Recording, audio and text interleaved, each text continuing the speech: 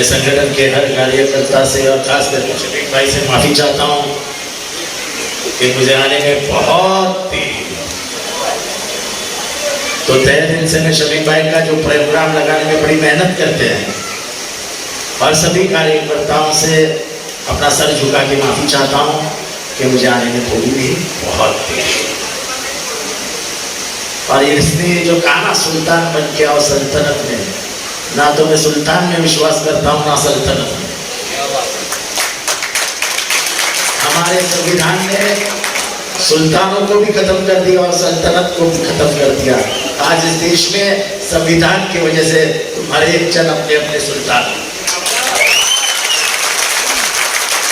और इसीलिए इस देश में संविधान खत्म करने की बात हो रही है। ये जो वन नेशन वन इलेक्शन की थियरी है, वो थियरी क्या है? इस देश में विविधता है, इसलिए हर राज्य में चुनाव अलग अलग तरीके से होते हैं, अलग अलग समय पे होते हैं। अरे ये बीजेपी वाले लोकसभा का एक चुनाव फरवरी से मई तक करवाते हैं। फरवरी में पहला चुनाव होता है, पहले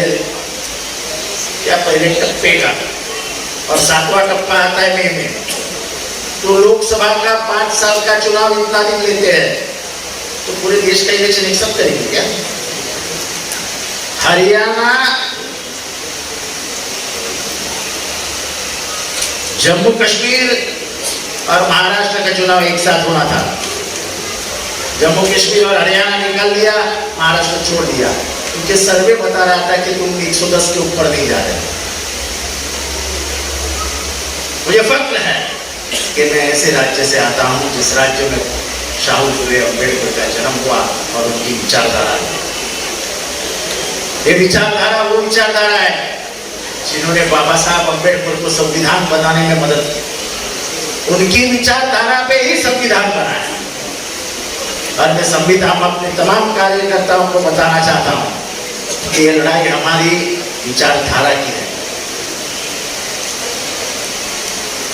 ट्रेन में बैठे हुए 80 साल के बुढ़े को जब फाइट मारी जाती है, तो मैं हूं या तुम हो, अपना पोल खोलना ही चाहिए। तो मुसलमान है इसलिए मैं नहीं गया था। किसी भी बुढ़े बाप को कोई भी नौजवान मार नहीं सकता। क्या तुम तुम्हारे बाप के ऊपर हाथ उठाओगे क्या? मेरी अजीत पवार से लड़ाई इतनी थी कि शरद पवार तुम्हारे बाप से बड़े थे। ठीक है, उनको कैंसर की बीमारी थी, वो जरा जरा थके हुए नजर आ रहे थे, लेकिन दिमाग तो काम कर रहा था उनका। तो अब तो आपने क्या क्या नहीं बोला उनको? पहले जाओ ना, घर बैठ जाओ ना, हो गई ना तुम्हारी उम्र। मैं आप लोगों से पूछना चाहता हूं कि क्या आपका बाप अगर बुढ़ा हो गया तो उसको घर से निकालोगे? कितने लोग यहाँ से? हम भी चाहते तो हम भी चले जाते। पर इस देश की विचारधारा कभी भी जातिवाद नहीं सीखी। इस देश की विचारधारा कभी भी सेक्युलरिज्म के खिलाफ बातें करना नहीं सिखाती। ऐसा कुछ होने वाला है, लेकिन बंदोबस्त नहीं लगाया। रात के अंधेरे में 100 लोग ऊपर चढ़ गए और सुबह होते ही 1300 साल पुराना दरगाह जो 1058 में बनवाया था, उसका घुमट तोड़ डाला। नीचे उतरे राक्षस। और जो शिवाजी महाराज ने गांव बनाया था गजापुर, उसमें एक मस्जिद थी। मस्जिद का पूरा सब नक्शा हुआ। शिवाजी महाराज ने अपने आदेश में कहा था कि जिस भी गांव में तुम जाओ, उस गांव की खेती को, उस गांव के औरतों को, उस गांव के मंदिर मस्जिदों को और उस गांव की पवित्र किताबों को कभी भी हाथ मत लगाना। यह आदेश आज भी लिखित। अरे जो आदमी ठीक मुझसे किसी से बात ही नहीं करता, वो क्या राजनीति करेगा? मैं अजीत पवार के बारे में बोल रहा हूँ। उसको कभी पूछना कार्यकर्ताओं के साथ ठीक से बात की है क्या? कार्य क्या करता? अरे तेरा क्या खाया हो क्या?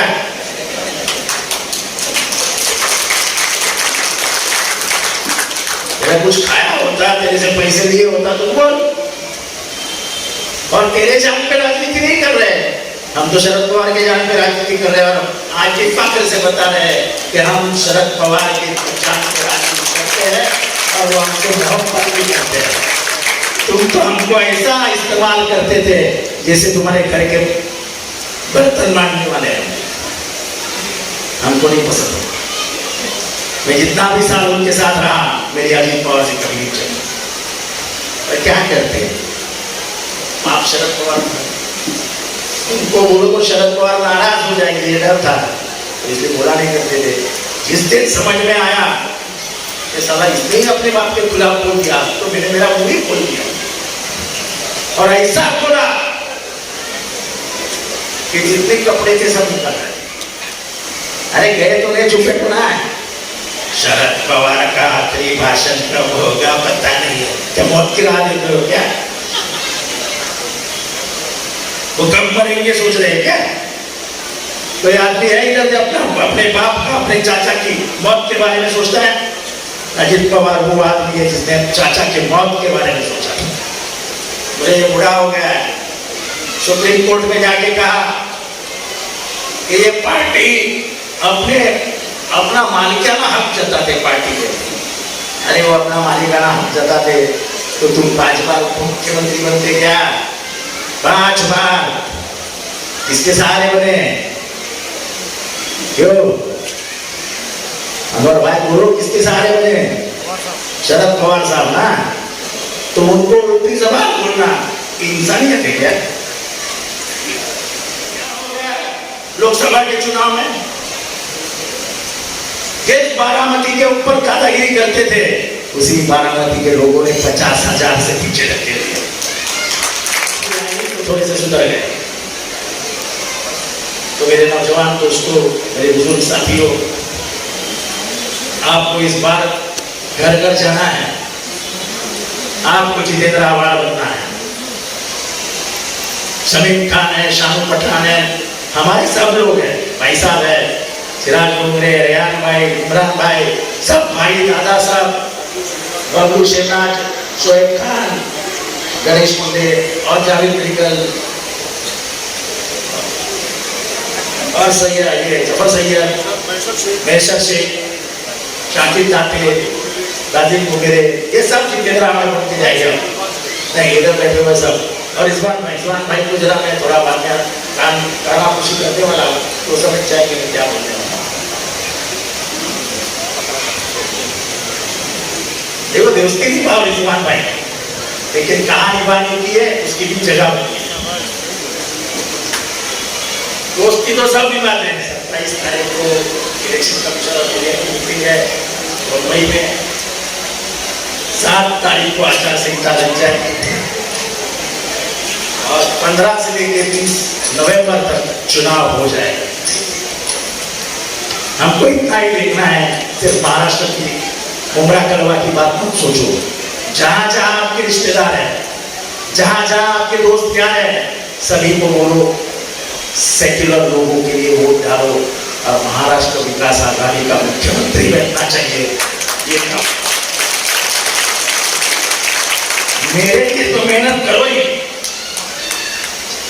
लेकिन मेहनत उन सब लोगों को करो जो 228 का ये बोलने की मस्जिद में घुस के बीमार होगा, कोई हिम्मत नहीं करेगा।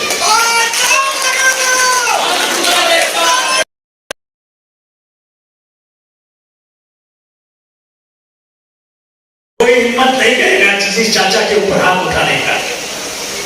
कोई हिम्मत नहीं करेगा किसी मस्जिद को शहीद देने का, शहीद कर देने का, मस्जिद पे पथराव करने का। कोई हिम्मत नहीं करेगा। हम वही काम करेंगे कि किसी ने मंदिर पे पथराव किया,